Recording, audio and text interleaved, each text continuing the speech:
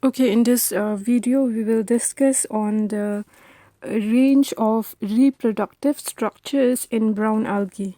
Okay, in Phaeophyceae, that is brown algae. Now, just like in the case of Chlorophyceae, here the reproduction in Phaeophyceae also it takes place by vegetative, asexual, and sexual means. So, coming to the first type, that is vegetative reproduction, it can occur through fragmentation. Now, fragmentation is the usual and universal method of vegetative propagation in brown algae. Here, a portion of the thallus, known as the fragment, it breaks away from the parent thallus, and it will grow into new individual. The best example of multiplication by detached fragments in a free-floating species can be seen in a genus such as Sargassum natans. In this species, Sargassum natans, the vegetative reproduction it usually takes place through fragmentation. This species it exclusively multiplies by this method. And in certain other brown algae as well, the entire thallus it gets split lengthwise. As you can see here, the entire thallus it gets split lengthwise into a number of separate parts, which these separate parts they remain anchored to the substratum, and each of these separate parts they will give rise to they will become a new plant body, a new whole plant species. Now, the second type of vegetative reproduction is through propagula. Now, brown algae, okay, such as the species of Phaeophyceae.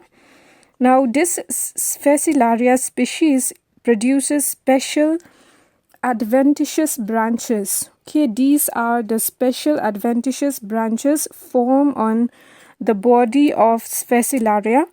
These branches are usually referred to as the propagula or propagules. Okay, these propagules, as you can see here, they may be wedged like. Okay, they here in this case they are di or tri-radiate. You can see here di-radiate, but here you can see tri-radiate 1, 2, and 3. So these propagules they may be wedged like, or they may be di or tri-radiate, and it either has a long or short stalk. As you can see here, the stalk is long, but in some species the stalk is short. Okay, this propagules, it starts as a normal outgrowth. Okay, it will start to form as a normal outgrowth, and later on it will become a branched system. Okay, as you can see here, it forms a branch system with the main thallus, and later on it will get separated from the parent plant and it will grow into a whole new plant body. So the vegetative reproduction it takes place through these two means, that is through fragmentation and formation of these structures known as propagules. Now, the asexual reproduction it usually takes place by the formation of zoospores and aplanospores. And these zoospores and aplanospores they form inside special organs known as sporangia. So the formation of zoospores is very common in most members of the brown algae of Phaeophyceae, of Phaeophyceae, except in Dictyota and Fucus. Okay, in all other members of Phaeophyceae, the formation of zoospores is very common, except in these two species, that is Dictyota and Fucus. Now, the zoospores, they are usually pyriform and biflagellate. You can see two flagella are present, and they are produced inside the zoosporangia, which may be of two types. If you remember, as in the case of ectocarpus, we had studied there are two types of sporangia. That is the unilocular sporangia, which is single-chambered, and the plurilocular sporangium, which has many chambered inside. Okay, so these zoospores may form from unilocular sporangia or from plurilocular sporangia. Now, the unilocular sporangia, it may be terminal or it may be intercalary in position. You can see in position it is intercalary, it is in between the cells, or it may be terminal. But the plurilocular sporangia, they are always terminal in position. And in each sporangium, actually around 64 to 128 zoospores are produced. And at the time of zoospores, reduction division takes place. The zoospores are usually haploid. They will then give rise, germinate into haploid thalli or the gametophytes. Now, here all the cells of the sporangium, they are diploid, and they usually give rise to diploid zoospores. So, such zoospores will give rise to sporophytes.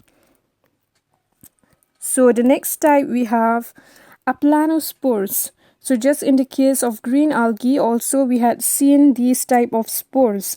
Now sometimes the unilocular sporangia, instead of producing the zoospores, the aplanospores may also be produced.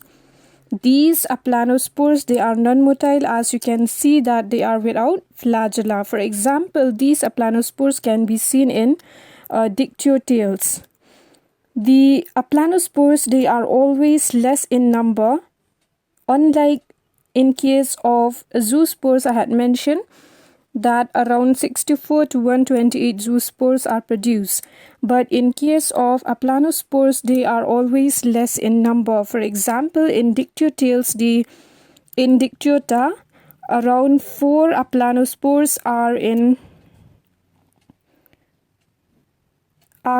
zone area, 8 aplanospores are produced. Okay, so in dictyota, 4 aplanospores, and in zone area, 8 aplanospores are produced per single sporangium. So you see that they are less in number, very less in number as compared to the zoospore. Now coming to the last part of reproduction, that is sexual reproduction.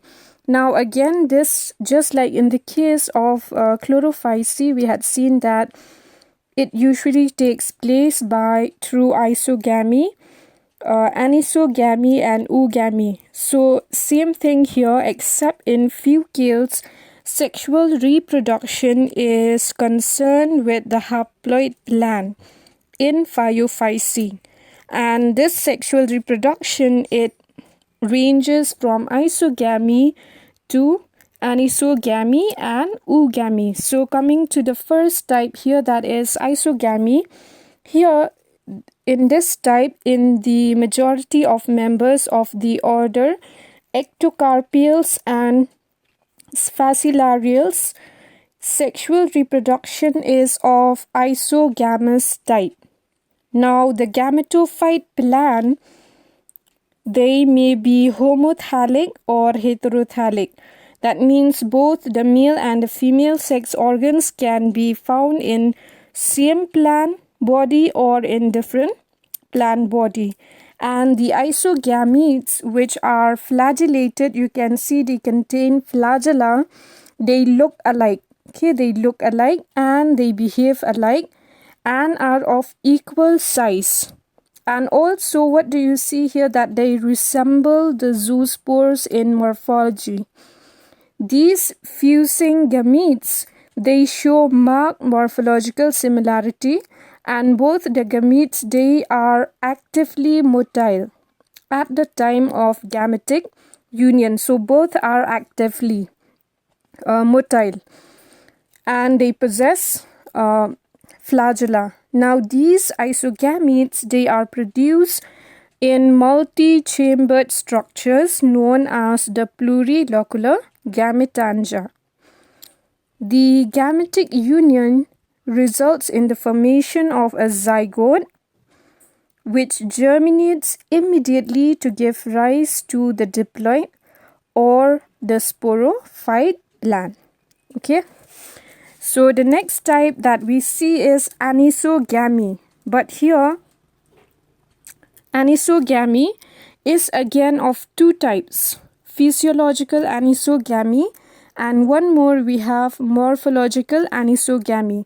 So coming to this physiological anisogamy, why it is referred to as physiological anisogamy in certain members of the orders of ectocarpales and Phaeophyceae, especially when we discussed the life cycle of ectocarpales. If you remember, I had mentioned this one, that in some species of ectocarpus, this type can be found. Okay, this type of reproduction, sexual reproduction, that is physiological anisogamy. Now, in certain members of these two orders, that is ectocarpales and Phaeophyceae, the gametes, they are morphologically similar.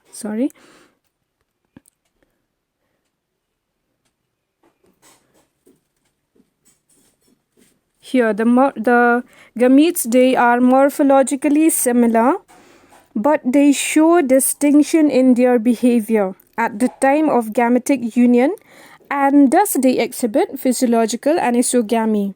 Now, one of these gametes, the so-called female gamete, it will soon becomes passive.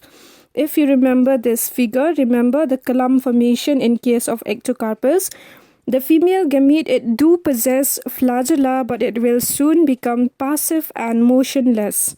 Alright, whereas the more active male gametes, they swim to it and fuses with it. So these are the male gametes which are active and motile, whereas the female gamete, it will become passive and motionless. Now in ectocarpales, the gametes are of the same size, but you can see that the behavior is different. The more active male gamete swims towards the female and they will cluster around each passive female gamete. And each male gamete in a cluster, they will attach itself by the longer flagellum, because you see that they contain one longer flagellum and one shorter flagellum. So they will attach to the female gamete through the longer flagellum, and this is usually referred to as the clump formation. Now the longer flagellum of one of the anchoring male gamete in the cluster, it will contract and its body is brought in contact with the female gamete. Okay, so one of these male gamete, that is the flagellum of one, the longer flagellum of one of these male gamete, it will contract, allowing the body of this male gamete to come in contact with the female and fuses with it to give rise to the formation of zygote. Okay, so this is referred to as physiological anisogamy, where their behavior is different. Although their structure is similar, they are not referred to as isogamy, because in case of isogamy, you see that the gametes, they are very similar. They look alike, but their behavior also is similar. Excuse me. But this one is referred to as anisogamy, since although they have a similar size and structure, their behavior is different. Coming to the second type, that is morphological anisogamy. In this case, this pronounced anisogamy is met within the species of Cutleria multifida, and also in a few orders, members of Phaeophyceae, in which the fusing gametes, they are of unequal size. Okay, they are of unequal size. That means their size is different, where the female, Okay, the gamete, the smaller gamete is called the male or the microgamete, and it has a single chromatophore. The larger gamete is called the female gamete or the macrogamete, and it usually contains several chromatophores. But both these gametes, as you can see, that they possess flagella, they are similar in structure with the zoospores, and they are also produced in multicellular, morphologically different gametangia. Okay, in plurilocular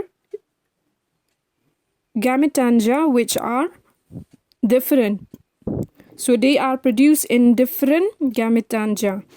And these the microgamete, it will swim actively, while again this macrogamete is passive. So we have the next type of sexual reproduction, that is oogamy. Now majority of brown algae, they are oogamous. Okay, the male sex organs is called the antheridium, and the female is referred to as the oogonium. Now the antheridia, they are unicellular in case of desmarestials and laminarials. Okay, with the entire protoplasm forming a single biflagellate sperm. Now the unicellular antheridium of Phaeophyceae, let me show you in this diagram here. Okay, in case of Phaeophyceae, you will see that the antheridium, it produces a large number of sperms. Okay, you can see these sperms known as the antherozoids. Okay, they are produced within a single antheridium. So inside the antheridium, inside a single antheridium, many sperms are formed. Whereas in other species such as dictyotales, the antheridium is multicellular. Okay, the antheridium is multicellular, and each antheridium, each cell in the antheridium, it will produce a single sperm. So again, you can see here the oogonium. Okay, in case of some species, it is one cell structure. Okay, it is one cell structure, but with the exception of Phaeophyceae. Now in Phaeophyceae, okay, in other species, the oogonium, it will produce only one ovum. Okay, a single ovum or a single egg. Now in dictyotales and Phaeophyceae, as you can see in the figure, the ova, they are many in number. Okay, these ova are many in number. And also one more thing you have to remember, in case of dictyotales and Phaeophyceae, these ova, they are discharged into the surrounding water where fertilization takes place. So these will come in contact with the antherozoids and fertilization will take place. Okay, you can see here many antherozoids, they start to surround the ovum in case of Phaeophyceae species. Whereas in other species here, such as in laminarials and desmarestials, a single ovum, here you can see this one yellow in color, a single ovum, after extrusion, okay, after it extrudes from the oogonium, you can see it remains attached at its lower portion. Now with the apex of the oogonium, okay, it attached at the lower portion with the apex of the oogonium. You can see here, this is the oogonium and this is the egg cell. And thus the sperm cells, you can see these sperm cells, they are released into the outside environment. So they will come in contact with the egg cell, and thus fertilization occur in situ. Okay, so that is the difference. As in the case of Phaeophyceae and dictyotales, both the antherozoid and the ova, they are released into the surrounding water, whereas in laminarials and desmarestials, the ovum, it remains attached to the oogonium and fertilization occur in situ. And talking about the last type, that is here, I want you to know about this meiospore formation in brown algae. Here in this figure, you can see, what do you see here? This is the zygote, right? What do you see here? That the zygote, it formed as a result of fertilization between this egg and the sperm. Okay, the egg and the sperm, they will fertilize, giving rise to the formation of zygote. And this zygote, it usually germinates immediately, okay, giving rise to this whole plant body. So it usually germinates immediately without undergoing a period of rest. That means here there is no zygotic meiosis, and the resulting individual is thus a diploid sporophyte. Alright, this is a diploid sporophyte. Why? Because haploid female egg and the haploid sperm, they fuse together to give rise to a diploid zygote, which directly germinate to give rise to a diploid sporophyte. Now, in most of the zoosporic brown algae, the diploid thallus, it bears only unilocular sporangia. Okay, so you can see here this sporangium, it is unilocular, single chambered, which produce from this unilocular sporangium many biflagellate meiotic zoospores are formed. These are referred to as meiotic zoospores or meiospores. Okay, and they are biflagellate. Now in dictyotales, the sporangium called a tetrasporangium.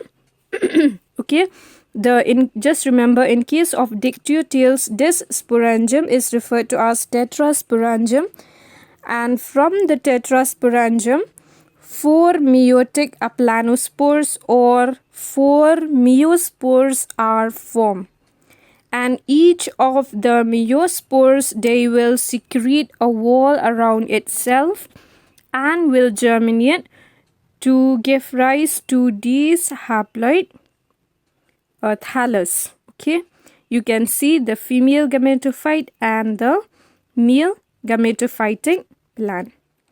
So this is all about the range of reproductive structures in brown algae.